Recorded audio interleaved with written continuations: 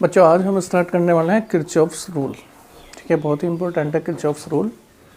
और इन पे basis numerical तो 3 और 5 मार्क्स में बहुत ज़्यादा इंपॉर्टेंट है और बहुत ज़्यादा पूछे जा रहे हैं बोर्ड एग्जाम में। और न्यूमेरिकल के साथ साथ ये किसी भी क्वेश्चन में एडिशनल की तरह लग के भी आ रहे हैं, जैसे व्हीटस्टोन ब्रिज के साथ, पोटेंशियोमीटर के साथ और इलेक्ट्रिक सेल के साथ। तो बहुत ही इंपॉर्टेंट है और ध्यान से हम समझेंगे किरचॉफ्स रूल।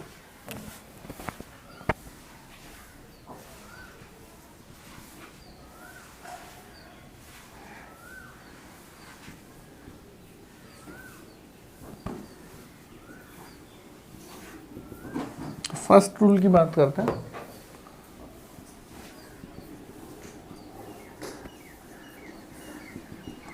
फर्स्ट रूल क्या है? ये कोई नोड है, कोई पॉइंट है, इस पॉइंट पे ये करंट आके मीट कर रही है। ठीक है, और समझो ये यहाँ से लीव कर रही है करंट। ये I1 करंट है, I2, I3, I4, I5। ये तो फर्स्ट रूल क्या कह रहा है किरचॉफ का? फर्स्ट रूल क्या कह रहा है? According to Kirchhoff's first rule, algebraic sum of all current meeting at a meeting at a node और जंक्शन, मतलब किसी पॉइंट पे, किसी जंक्शन का मतलब संधि जहाँ सब आगे मिल रहे हैं। ठीक है, तो meeting algebraic sum of all current meeting at a node is always zero. Meeting at a junction is always zero, मतलब किसी पॉइंट पे मिलने वाली जितनी भी करंट है उन सब का एल्जेब्रिक सम क्या होगा? जीरो होगा। In other word we can say sum of current which are enter at a point at a junction and sum of current which are leave from the junction are equal. मतलब किसी junction पे आने वाली current और जाने वाली current का sum equal होता है। ठीक, या तो हम ऐसे ही करेंगे कि according to Kirchhoff first rule, algebraic sum of all current meeting at a node और जंक्शन ऑलवेज जीरो। अब बात है एल्जेब्रिक सम की। क्या है? हम वर्ड यूज कर रहे हैं एल्जेब्रिक सम। जहाँ भी बच्चों हम एल्जेब्रिक सम यूज करेंगे, चाहे वो मैथ हो, चाहे वो फिजिक्स हो, कुछ भी हो, जहाँ भी हम एल्जेब्रिक वर्ड यूज़ करेंगे वहाँ हमें समझ लेना चाहिए कि हमें उनके साइन वहाँ पे लेने पड़ेंगे। साइन पॉजिटिव और नेगेटिव। मतलब साइन का कैसे पता चलेगा? डायरेक्शन से। तो जैसे कोई भी पॉजिटिव होगा तो पॉजिटिव साइन लेंगे, नेगेटिव होगा तो नेगेटिव साइन लेंगे। अब यहाँ हमें साइन का कैसे पता चलेगा? तो इसका क्या रूल है बच्चों? इसका रूल ये है कि किसी भी पॉइंट पे आने वाली जो करंट है, एंटरिंग करंट है, वो पॉजिटिव मानी जाएंगी और लीविंग करंट है जो छोड़ के जा रही है वो सब नेगेटिव मानी जाएंगी। ठीक है, तो इनका सम क्या होना चाहिए? जीरो। इसका मतलब आने वाली सब पॉजिटिव मान लेता हूँ मैं, I1 plus I2 plus I3 minus I4 minus I5 equal to zero. ठीक है, और इसे मैं सिग्मा लगा दूंगा, sigma I equal to zero. This is first Kirchhoff's first rule. तो किरचॉफ फर्स्ट रूल क्या कह रहा है? फिर दोबारा समझो। According to Kirchhoff first rule, algebraic sum of all current meeting at a node equal to zero. ठीक है बच्चों, अलग अलग आप अगर वीडियो देख रहे हो या अलग अलग आप बुक्स पढ़ रहे हो तो सबके वर्ड्स अलग अलग मिलेंगे। बस आपको चूज़ ऐसा करना है जो आपके यहाँ पे सेट हो जाए और याद हो जाए, जिसे आप कभी ना भूलो। ठीक है, तो अब बहुत इजी सी डेफिनेशन मैं आपको बता रहा हूँ जो आपको हमेशा याद रहेगी, बस सुनते ही याद हो जाएगी। तो क्या है? ध्यान से सुनो। Algebraic sum of all current meeting at a node always zero. किसी भी नोड पे मिलने वाली जितनी भी करंट है उनका एल्जेब्रिक सम क्या होगा? जीरो। और एल्जेब्रिक सम का मतलब क्या है कि उनका हमें क्या लेना पड़ेगा? साइन लेना पड़ेगा। एंटिंग करंट कैसी होंगी? पॉजिटिव। और जो लीविंग करंट होंगी पॉइंट से वो कैसी होंगी? नेगेटिव। तो I1 plus I2 plus I3 और ये लीव करके जा रही हैं तो I4 minus I5 equal to zero, या क्या लिख दिया हमने इसे? Sigma I equal to zero. तो ये था हमारा फर्स्ट रूल। और क्योंकि किसी नोड की बात हो रही है, किसी जंक्शन की बात हो रही है, इसलिए हम इसे कहते हैं जंक्शन रूल। क्या कहते हैं? Junction rule. तो पहले आप इसकी डेफिनेशन लिखोगे जो मैं ऑलरेडी 3 बार बोल चुका हूँ। नीचे नोट करके क्या लिखोगे, नोट फर्स्ट करके लिखोगे it is also called junction rule, ठीक है। और नोट सेकंड करके क्या लिखोगे, it is basis on conservation of charge और कंजर्वेशन ऑफ करंट, ठीक है। ये चार्ज के कंजर्वेशन पे बेस्ड है, ठीक। तो ये भी कई बार एग्जाम में पूछा गया कि write the quantity on basis of Kirchhoff's first और सेकंड रूल। तो क्या फर्स्ट रूल किस पे बेसिस है, on the conservation of charge. तो पहले इसकी डेफिनेशन लिखेंगे। डेफिनेशन क्या है, according to Kirchhoff's first rule algebraic sum of all current meeting at a junction always zero, ठीक है। फिर नोट करके ये लिखेंगे सिग्मा इक्वल टू जीरो, और फिर नोट करके नीचे लिखेंगे it is also called junction rule, और सेकंड लिखेंगे नोट करके it is basis on conservation of charge. अब सेकंड रूल पढ़ते हैं, और सेकंड रूल बहुत इंपॉर्टेंट है बच्चों। अगर इस चैप्टर में से न्यूमेरिकल आ रहा है तो वो किरचॉफ्स के सेकंड रूल पे न्यूमेरिकल आ रहा है, चाहे वो 3 मार्क्स का हो या 5 मार्क्स का हो। और बहुत ही ईजी न्यूमेरिकल हो है किरचॉफ्स लॉ के, और बहुत ही बच्चों जैसे मान लिया जा रहा है कि बहुत टिपिकल भी है और बहुत ईजी भी है। अब टिपिकल इसलिए है कि जिन्हें किरचॉफ्स रूल ही नहीं पता तो वो करेंगे कैसे, उनके लिए टिपिकल है। और ईजी किन लिए, जिन्होंने किरचॉफ्स रूल अप्लाई करना सीख लिया है। तो हम यहाँ पे किरचॉफ्स रूल सीखने वाले हैं सेकंड, बहुत ही केयरफुली। तो अब देखिए आप,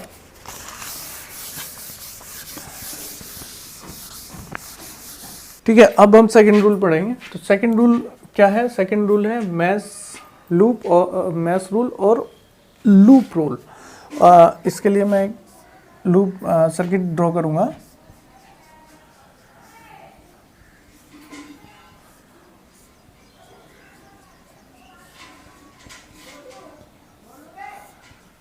ये मेरा सर्किट है, और मैंने मान लिया इसमें 2 सेल मैंने कनेक्ट करी हैं जिनके ईएमएफ E1 और E2 हैं, और ये रेजिस्टेंस R1, ये रेजिस्टेंस R2, ये रेजिस्टेंस R3। ये नाम लिख देता हूँ मैं ABCDEF। यहाँ से करंट ये सेल प्रोड्यूस करेगी I1, ये I2, और ये I1 I2 यहाँ पे फ्लो करेंगे R3 से, ठीक है।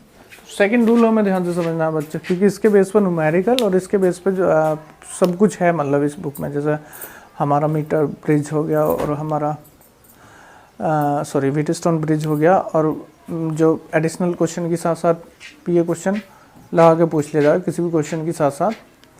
तो किरचॉफ्स रूल क्या है, देखो ध्यान से, किरचॉफ्स सेकंड लॉ क्या है, इन एनी क्लोज्ड लूप।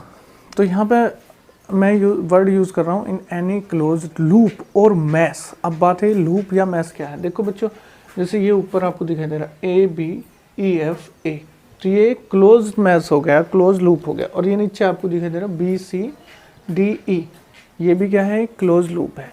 तो इन any closed loop algebraic sum of product of current and their respective resistance is equal to algebraic sum of EMF of cells are connected in this loop।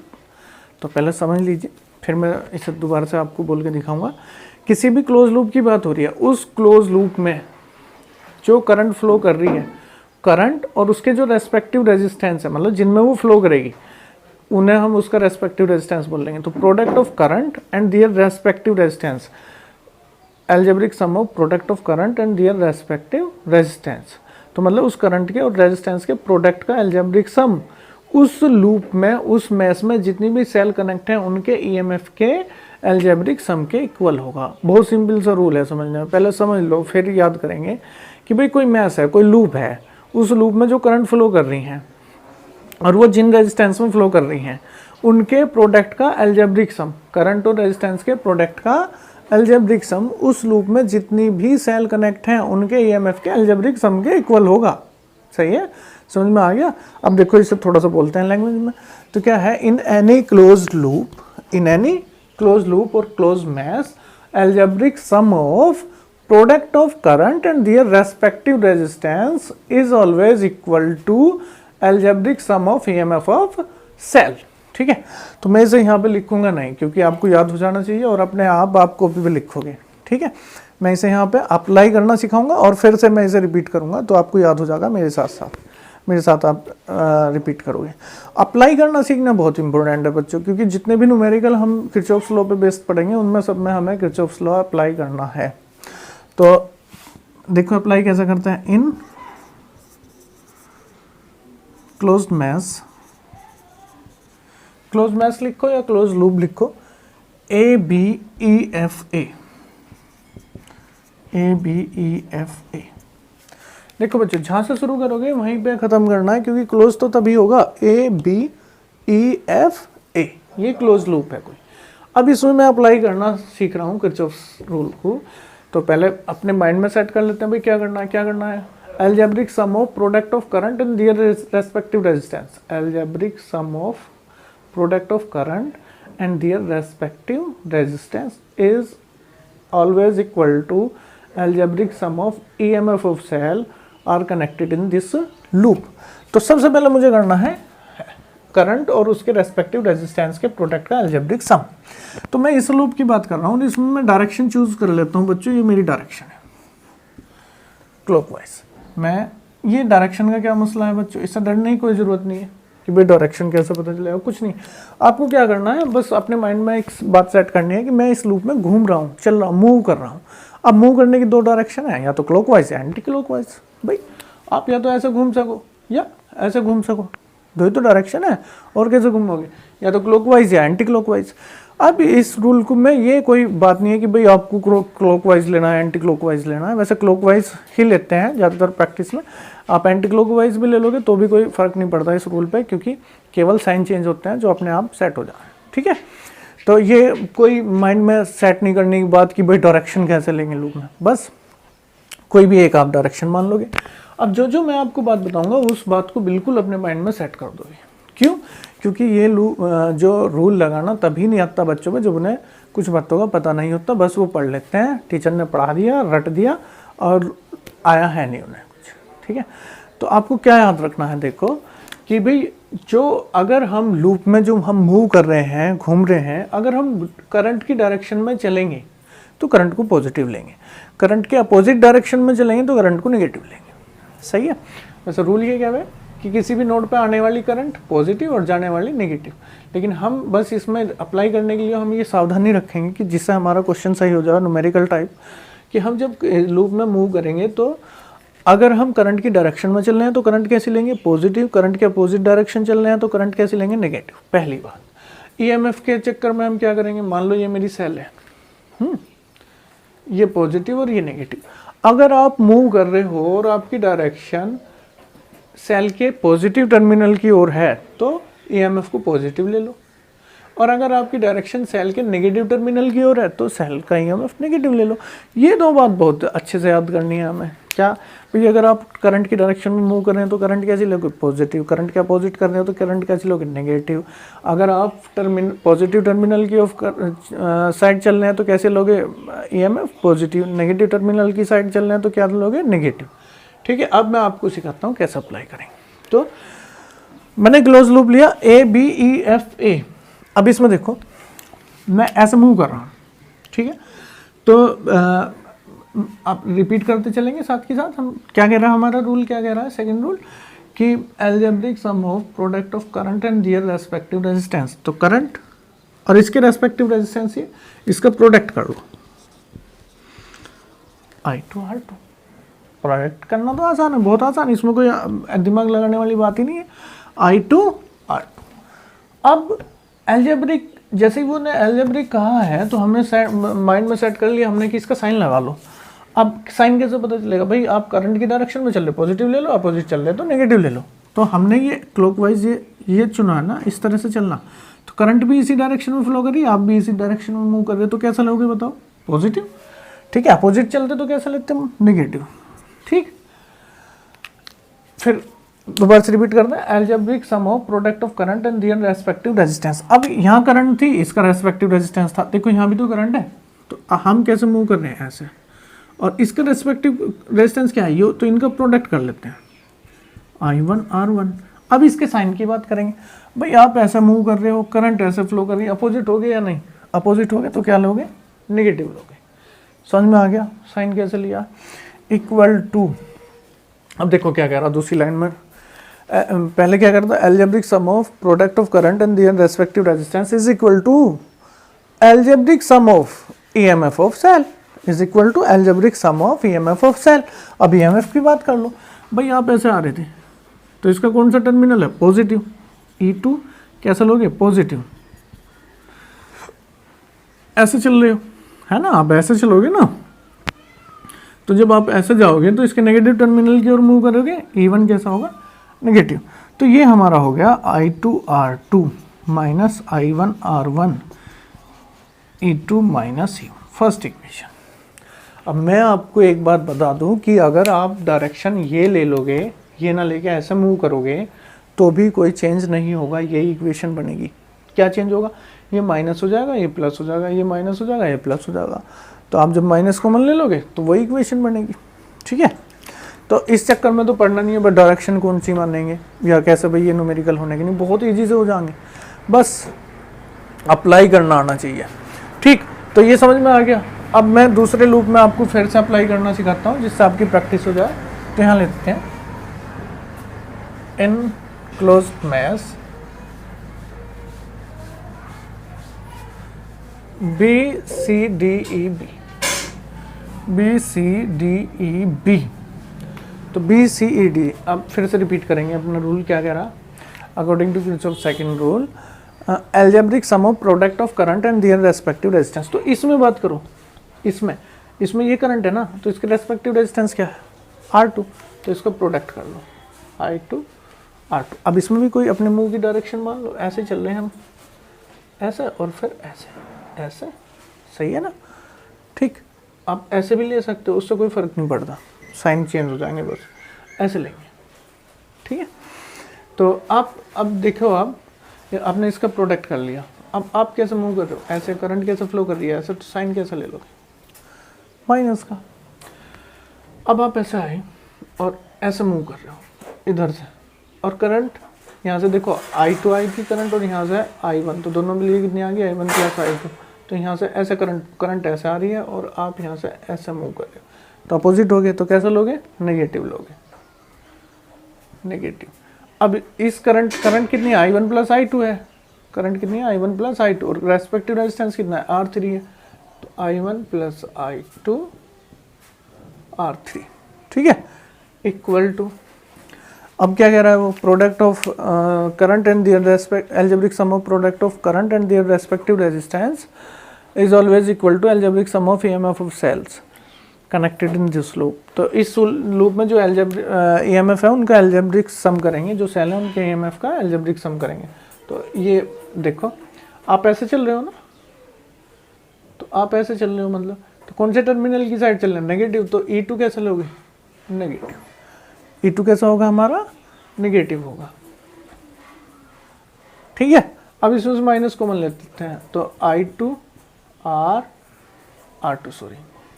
R2 plus हो जाएगा, नहीं minus common ले लिया, I1 plus I2 R3, और ये भी plus हो गया, माइनस कॉमन गया था, उससे माइनस से कैंसिल हो जाओ, ये सेकंड इक्वेशन हमारी आ गई, ठीक है।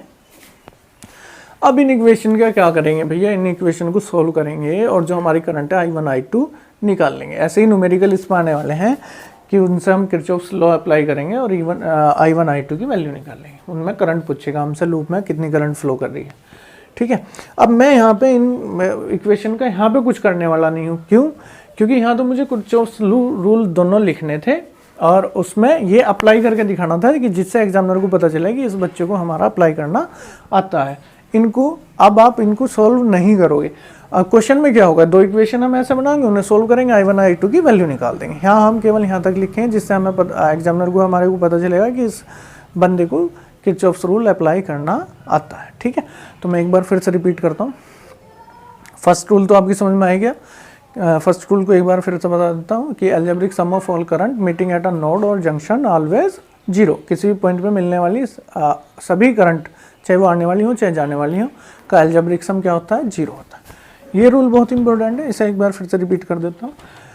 According to Kirchhoff second rule, algebraic sum of product of, algebraic sum of product of current and their respective resistance is equal to algebraic sum of EMF of cells. All cells are connected in this loop. ठीक है, किसी भी loop में current और resistance का product का algebraic sum उस loop में जितने भी सेल कनेक्ट है उनके ईएमएफ के एल्जेब्रिक सम के इक्वल होता है। ऐसे हम अप्लाई करेंगे। समझ में आ गया? तो बच्चों अभी इसे लिखो एक बार याद करके और फिर दूसरे पेज पे लिख के देखो। ठीक है, फिर हम इस नेक्स्ट वीडियो में हम पढ़ने वाले हैं अब तक जितने भी न्यूमेरिकल हमारे किरचॉफ सेकंड रूल पे आए हैं या किरचॉफ्स रूल पे आए हैं उन सबको हम पढ़ने वाले हैं। तो उससे पहले मैं भी आपसे उम्मीद करता हूँ कि आप ये सब याद कर लोगे। ठीक है।